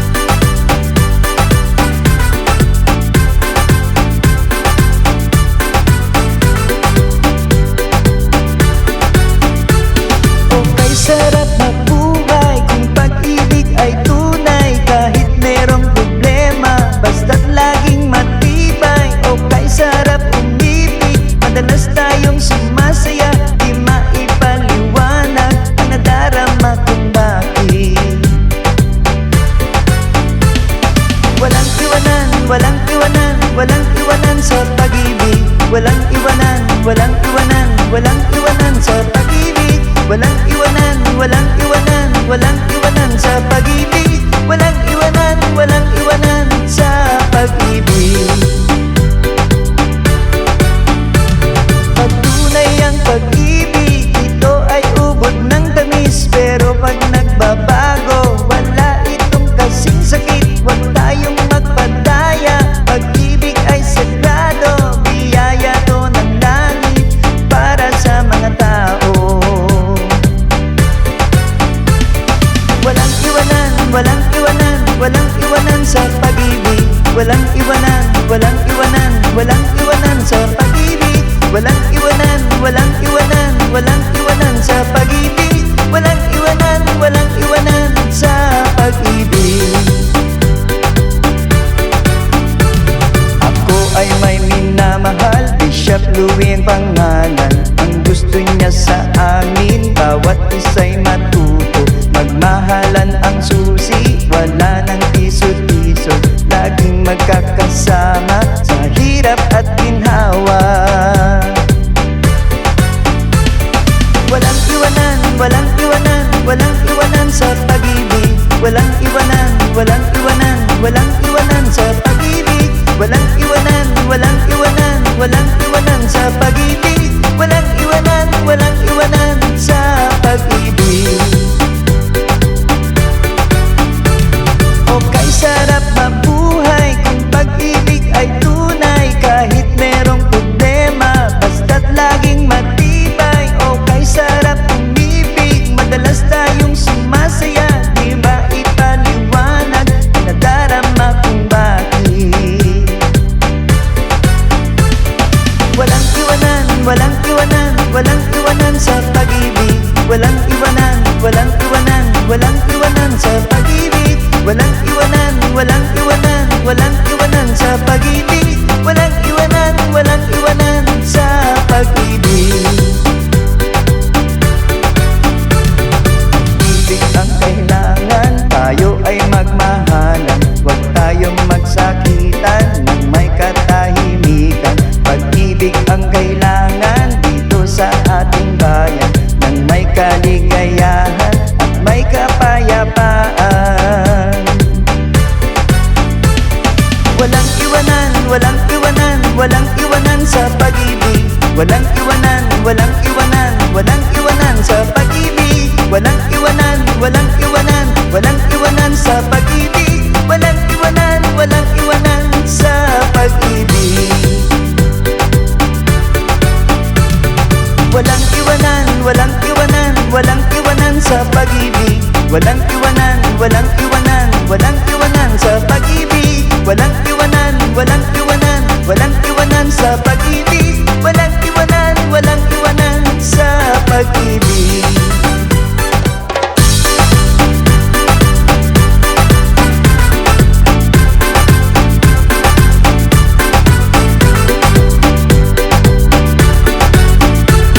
Okay, sarap mabuhay kung pag-ibig ay tunay. Kahit merong problema, basta't laging matibay. Okay, sarap umibig, madalas tayong sumasaya.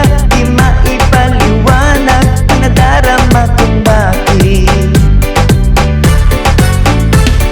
Walang iwanan, walang iwanan, walang iwanan sa pag-ibig. Walang iwanan, walang iwanan, walang iwanan sa pag-ibig. Walang iwanan, walang iwanan, walang iwanan sa pag-ibig. Walang iwanan, walang iwanan sa pag-ibig. Pagtunay ang pag-ibig, ito ay ubod ng tamis. Pero pag nagbabago, wala itong kasing sakit. Huwag tayong magpadaya, pag-ibig ay sagrado. Biyaya to ng langit para sa mga tao.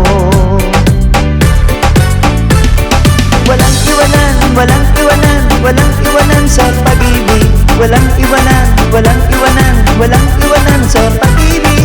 Walang iwanan, walang iwanan, walang iwanan sa pag-ibig. Walang iwanan, walang iwanan sa pag-ibig.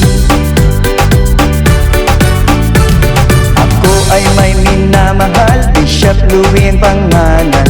Ang gusto niya sa amin, bawat isa'y matuto. Magmahalan ang susi, wala nang tiso-tiso, laging magkakasama sa hirap at ginhawa. Walang iwanan, walang iwanan, walang iwanan sa pag-ibig. Walang iwanan, walang iwanan, walang iwanan sa pag-ibig. Walang iwanan, walang iwanan, walang iwanan sa pag-ibig. Walang iwanan, walang iwanan sa pag-ibig. Okay, sarap mabuhay kung pag-ibig ay tunay. Kahit merong problema, basta't laging matibay. Okay, sarap umibig, madalas tayong sumasaya. Di maipaliwanag, nadarama kung bakit. Walang iwanan, walang iwanan, walang iwanan sa pag-ibig. Walang iwanan, walang iwanan, walang iwanan sa pag-ibig. Walang iwanan, walang iwanan, walang iwanan sa pag-ibig. Walang iwanan, walang iwanan sa pag-ibig. Ibig ang kailangan, tayo ay magmahalan. Huwag tayong magsakitan nang may katahimikan. Pag-ibig ang kailangan dito sa ating bayan, nang may kaligayahan at may kapayapaan. Walang iwanan, walang iwanan, walang iwanan sa pag-ibig. Walang iwanan, walang iwanan, walang iwanan sa pag-ibig. Walang iwanan, walang iwanan, walang iwanan sa pag-ibig. Walang iwanan, walang iwanan sa pag-ibig. Walang iwanan, walang iwanan, walang iwanan sa pag-ibig. Walang iwanan, walang iwanan, walang iwanan sa pag-ibig. Walang iwanan, walang iwanan, walang iwanan sa pag-ibig. Walang iwanan, walang iwanan sa pag-ibig. Walang iwanan, walang iwanan, walang iwanan sa pag-ibig. Walang iwanan, walang iwanan, walang iwanan sa pag-ibig. Walang iwanan, walang iwanan, walang iwanan sa pag-ibig. Walang iwanan, walang iwanan sa pag-ibig. Walang iwanan, walang iwanan sa pag-ibig.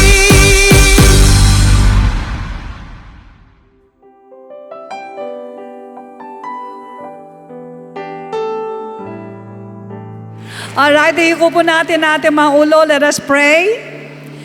Dakilang Ama, maraming salamat po sapagkat alam namin, O Diyos, na ngayon ay panahon na upang maging seryoso kami, Lord.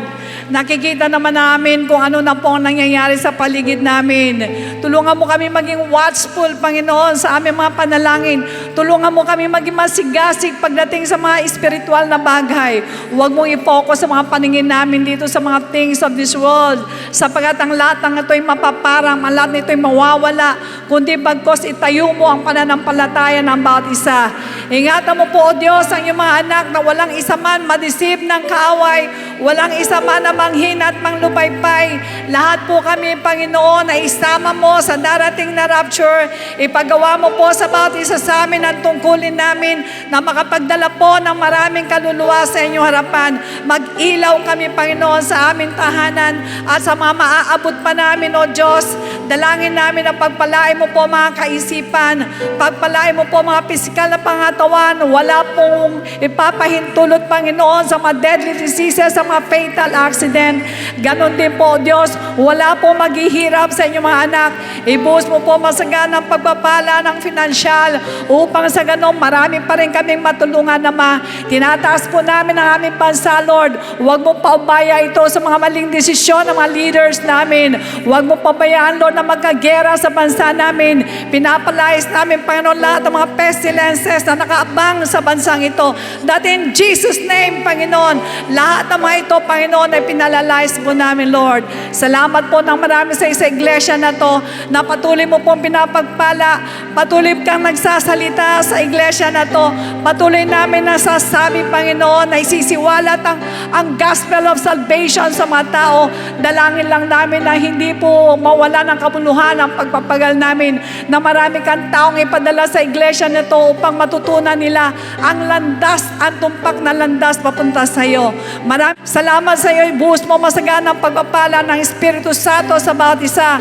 Ang aming beloved Bishop, Panginoon, patuloy mo pong palakasin sapagkat kailangan namin siyang lahat, Lord. Gamitin mo po siya mightily, Panginoon, sa YouTube, sa television, upang maisawalat niya, Panginoon, ang katotohanan tungkol sa iyong mga salita. Sa iyo po lahat ang kaburihan. In Jesus' name we pray. And everybody say, Amen. Amen. God bless you. The Lord bless and keep you. Make His face shine upon you and be gracious to you. Lift up His countenance upon you and give you peace. God bless you, and to God be the glory. A blessed day to all brethren. Let us pay attention to these important reminders. For online giving and Bible study offerings, you may refer to the details being flashed on the screen.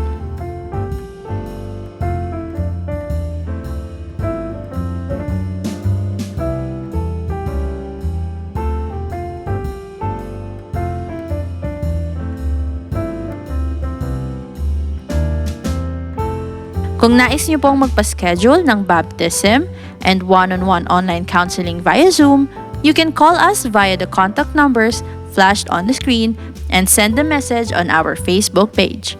Let's continue to support our church. We are excited to announce this church update. Never miss our on-site worship service at Star Mall Edsa Shaw Trade Hall, Level 3.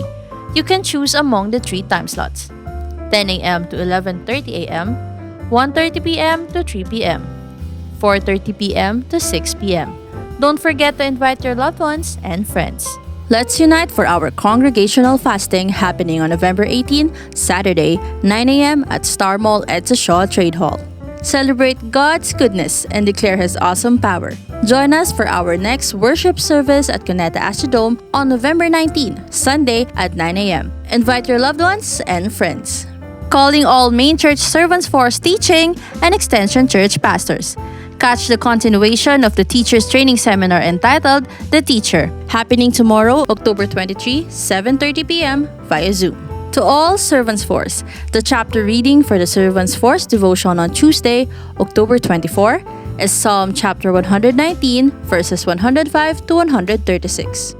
Inviting all businessmen and professionals to the ABC Refill on October 25, Wednesday, 6:30 p.m. at King Chef Seafood Restaurant, West Avenue. Registration fee is 700 pesos per head. Just send a message to ABC's Facebook page for details.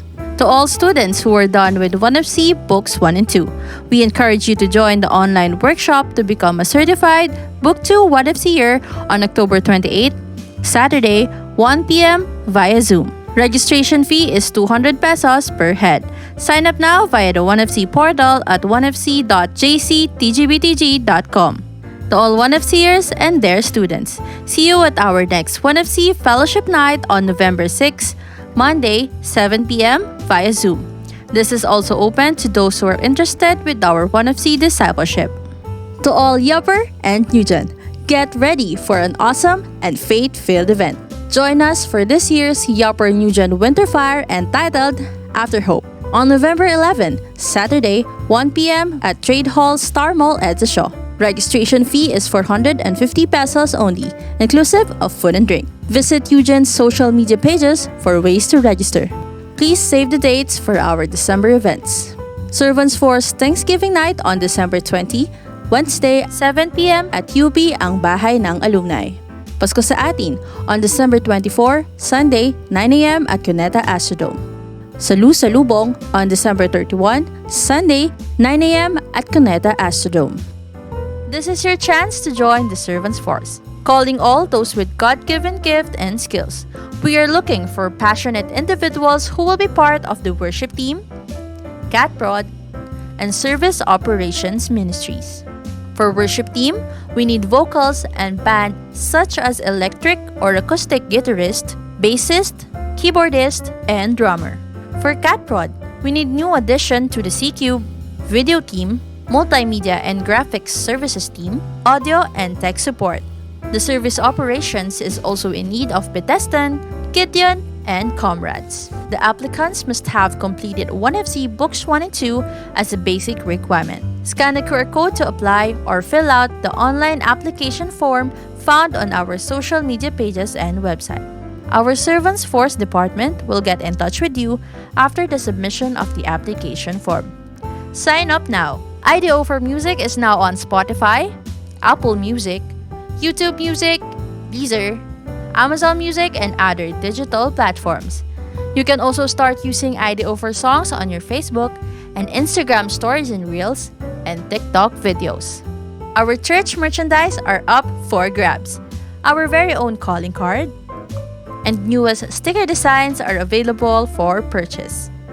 We encourage you to visit our church kiosk located at the entrance to purchase. You can also contact us via our Facebook page or the numbers flashed on the screen to order.